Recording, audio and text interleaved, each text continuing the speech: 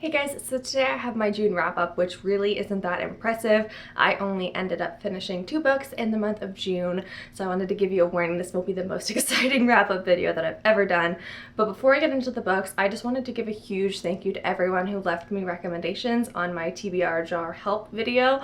I really appreciate it, and I'm so excited to be reading those books that you've recommended to me.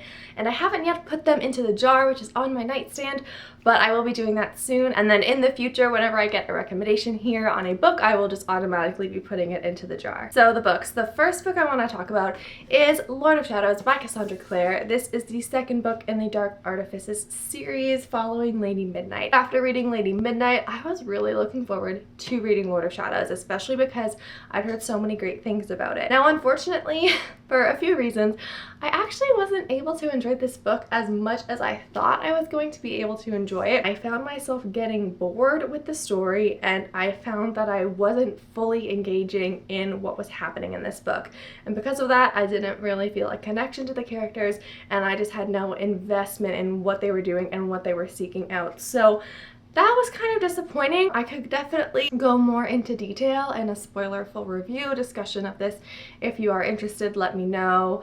But that's just kind of my spoiler-free thoughts for this book. I mean, I still will be finishing out the series, but it's not going to be at the top of my list, and it's definitely not going to be my most anticipated read when it does come out. Next, I read The Mistake by Elle Kennedy, and this is also the second in a series. It's the second in the off-campus series following The Deal, and I read The Deal earlier this year, and it's definitely one of my favorite reads of this year. They're new adult novels that take place in college with this hockey team. The guys on the hockey team are the main characters. So this second book followed Logan, who is in the first book, Garrett's main character's his best friend. So it's his best friend Logan, and kind of something he's struggling with, which I don't really want to say too much because I don't want to spoil the first book. And the great thing about this series is that although it is a series, each book follows a different character. You're able to kind of stay in the same world. You get to see the characters that you've loved from the first book, but you're also reading about a new character and like they're finding love kind of story. So